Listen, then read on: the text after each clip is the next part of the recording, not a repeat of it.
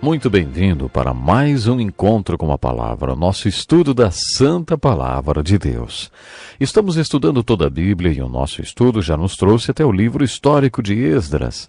No estudo de hoje gostaria de focalizar o livro de Esdras. Apesar dos livros de Esdras e Neemias serem muito semelhantes, eles também possuem algumas diferenças. Por isso gostaria de estudar cada uma dessas distinções. Esdras não pôde ser sacerdote e nem exerceu sua função de sacerdote hebreu como faria em condições normais. Ao invés de entrar em desespero e dizer, acho que Deus morreu, nós lemos no capítulo 7, versículo 10, que Esdras tinha decidido dedicar-se a estudar a lei do Senhor e a praticá-la, e a ensinar os seus decretos e mandamentos aos israelitas. Esse versículo descreve a vida de Esdras. Visualize sua vida como uma torta cortada em 3 pedaços. Passamos 1/3 de nossas vidas com nossos pais, sendo nutrido por eles. Outro terço da nossa vida passamos com nosso companheiro ou companheira, criando os nossos filhos. Então, depois que os filhos saem de casa e o ninho se esvazia, vivemos mais 1/3 de nossas vidas com nosso companheiro ou companheira.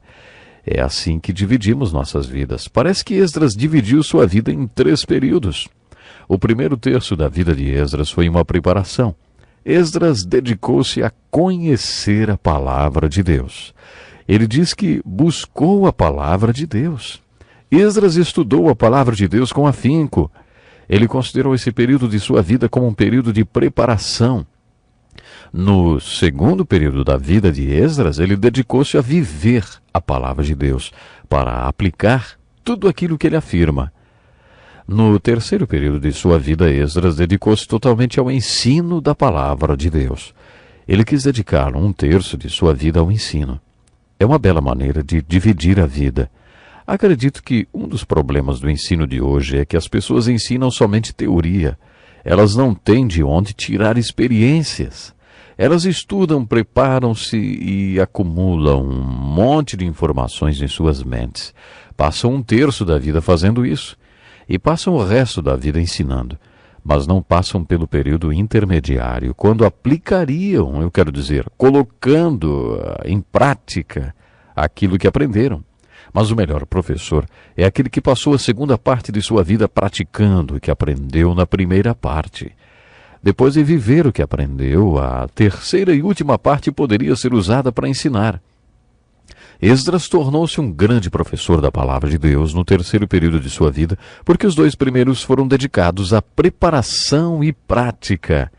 Quando você considera a contribuição de Esdras para a obra de Deus, entende por que ele pode estar entre personalidades como Davi, Samuel e Moisés. Como já mencionei em nosso último estudo, acredita-se Esdras tenha sido o autor dos livros de Crônicas, Esdras e Neemias. Esdras também escreveu o capítulo mais longo da Bíblia, o Salmo 119, com 176 versículos. Não foi Davi quem escreveu, como muitos acham. Esse capítulo do livro de Salmos é maior do que muitos livros pequenos da Bíblia.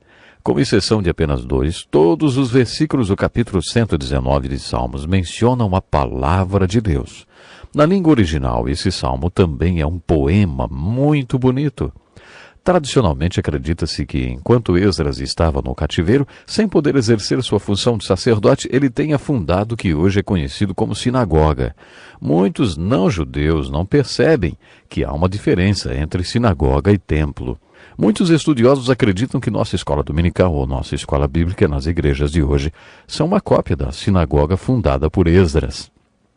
Sabemos da importância da nossa escola dominical em todo o mundo e muitos estudiosos dão todo o crédito por ela a Esdras.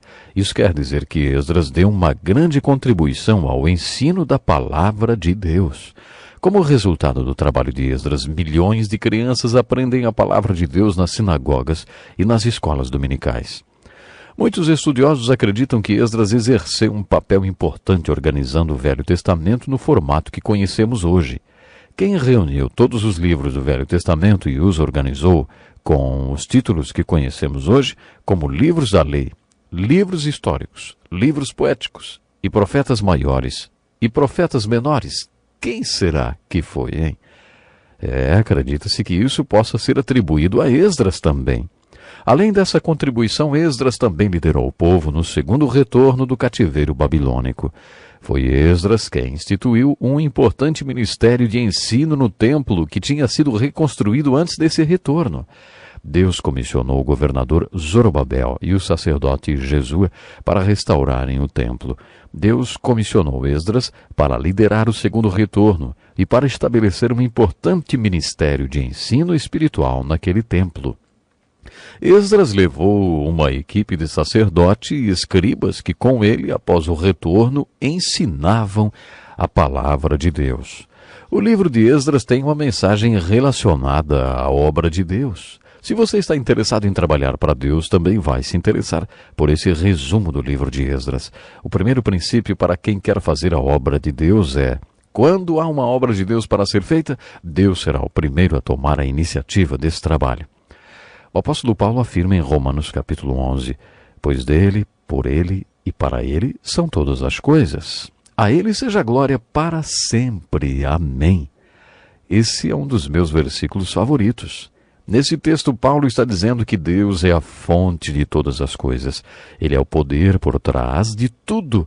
E a glória de Deus é o propósito de todas as coisas.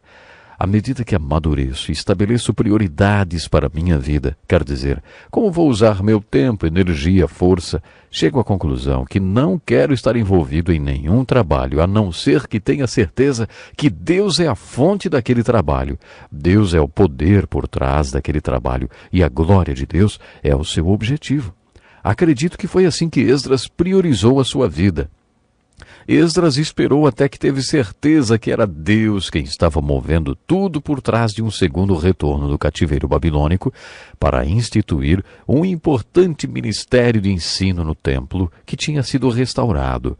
Estou afirmando isso baseado nos primeiros versículos do livro de Esdras. Encontramos aqui no livro de Esdras o segundo princípio para o trabalho de Deus. Quando Deus está se movendo por trás de uma obra que Ele quer que os homens façam, Ele dá uma orientação bem clara para aqueles que a realizarão. Esse é um princípio muito importante referente ao trabalho de Deus. Esse princípio está confirmado em vários trechos das Escrituras. No Novo Testamento, em Mateus capítulo 6, verso 33, Jesus disse a seus discípulos: busquem, pois, em primeiro lugar o reino de Deus e a sua justiça, e todas essas coisas lhes serão acrescentadas. Jesus quis dizer que devemos colocar o reino de Deus em primeiro lugar, junto com aquilo que Deus nos mostrou que é certo. Então, quando sabemos o que Deus quer que façamos e fazemos o que é certo aos seus olhos, Ele dá tudo o que precisamos para que o trabalho seja realizado. Mateus 6,33 tem sido o versículo que orienta a minha vida. Eu nunca vi esse princípio falhar. No livro de Esdras, vemos Deus dando prova desse princípio em um momento muito difícil, quando o povo estava dizendo: não há nada que Deus possa fazer, fomos conquistados, somos escravos da Pérsia. Deus tocou no coração do imperador persa Ciro o Grande. Quando Deus moveu o imperador Ciro para decretar o retorno do povo, Deus provou que estava por trás daquele retorno. Ao mesmo tempo, Deus moveu o coração de Ciro de tal forma que ele deu tudo o que era necessário para que a obra de Deus fosse realizada. Um quarto princípio para o trabalho de Deus é: quando Deus quer fazer uma obra, Ele não vai apenas suprir as necessidades, Ele vai suprir de maneira abundante, muito além daquilo que pedimos e até mesmo pensamos. Vemos um exemplo dessa grande verdade no livro de Esdras. Aqueles que retornaram não tinham só o suficiente para realizar o trabalho, eles tinham muito mais do que o necessário para a reconstrução do templo. E agora o quinto princípio referente à obra de Deus presente no livro de Esdras. Quando você estiver fazendo o trabalho de Deus, fique preparado para a seguinte estratégia de Satanás. O maior inimigo do melhor é o bom. Há um trecho muito intrigante no livro de Esdras, capítulo 3, versículos de 10 a 13, que diz: quando os construtores lançaram os alicerces do templo do Senhor, os sacerdotes com suas vestes e suas trombetas, e os levitas, filhos e Asaf com símbolos, tomaram seus lugares para louvar ao Senhor conforme prescrito por Davi, rei de Israel. Com louvor e ações de graças, cantaram responsivamente ao Senhor. Ele é bom, seu amor a Israel dura para sempre. E todo o povo louvou ao Senhor em alta voz, pois haviam sido lançados os alicerces do templo do Senhor. Mas muitos dos sacerdotes, dos levitas e dos chefes das famílias mais velhas, que tinham visto o antigo templo, choraram em alta voz quando viram o lançamento dos alicerces desse templo. Muitos, porém, gritavam de alegria. Não era possível distinguir entre o som dos gritos de alegria e o som do choro, pois o povo fazia enorme barulho, e o som foi ouvido a grande distância. Essa é uma ilustração muito convincente dessa verdade. O maior inimigo do melhor é alguma coisa boa. Esses jovens nunca tinham visto o primeiro templo, que representava o melhor de Deus. Quando foram feitos os alicerces para o segundo templo, esses jovens gritavam de alegria. Os alicerces do segundo templo eram a coisa mais linda que eles já tinham visto. Mas os mais velhos tinham visto o primeiro templo, o original. Eles choraram porque o segundo templo não era nada comparado ao primeiro. O que será que você vai sentir quando chegar ao céu e se apresentar diante do trono do julgamento de Jesus Cristo, hein? Quando Jesus disser para você: quer ver o que você poderia ter feito? Foi para isso que eu investi em você. Esse foi seu dom e talento. Esse é o trabalho que eu queria que você tivesse feito. Compare com o que você fez. Você entendeu bem que o maior inimigo do melhor é o bom? Essa ilustração no livro de Esdras é muito bonita. É um princípio do trabalho de Deus. Satanás vai tentar tirar a nossa atenção do nosso melhor para o trabalho de Deus, dizendo: faça alguma coisa boa. Não se desgaste fazendo o melhor plano de Deus para a sua vida. Há outros princípios para a obra de Deus no livro de Esdras. Infelizmente agora não temos mais tempo, mas vou abordá-los no nosso próximo encontro. Olha, não esqueça, hein? Tem um desafio para você. Não deixe o bom afastar você do melhor que Deus tem para a sua vida. Deus mesmo o abençoe nisso. Este é um estudo escrito pelo Dr. Dick Woodward, na voz do pastor Edson Bruno.